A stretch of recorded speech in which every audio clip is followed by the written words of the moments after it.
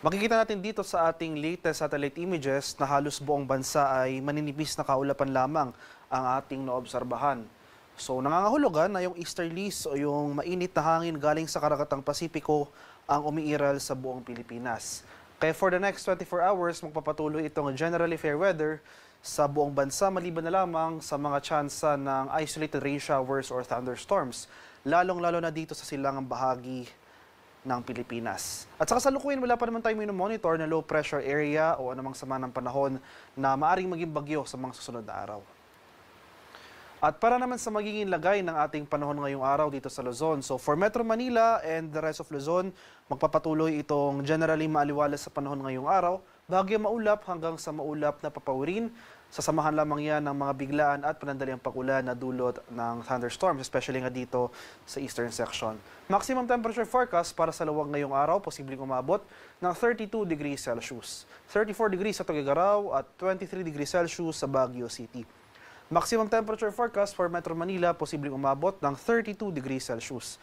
30 degrees sa Tagaytay at 32 degrees Celsius sa area ng Legazpi.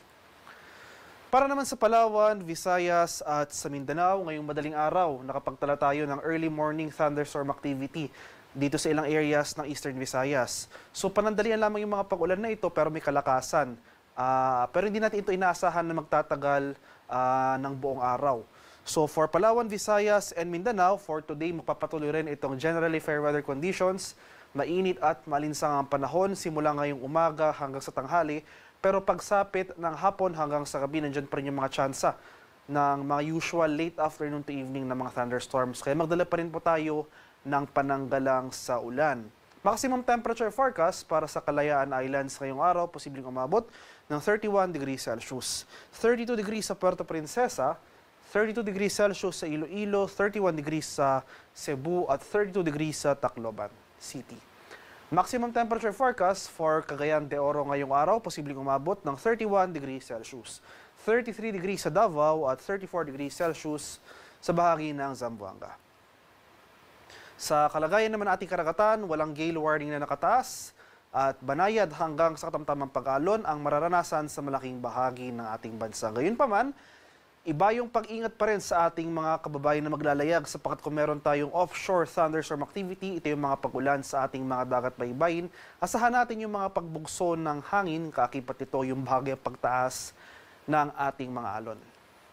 At para naman sa ating weather outlook sa mga susunod na araw, simula bukas, araw ng Martes hanggang sa Biyernes this week. So magpapatuloy yung generally fair weather na dulot ng easterlies simula bukas hanggang sa Wednesday. So magpapatuloy itong mainit at malinsang panahon sa malaking bahagi ng Pilipinas.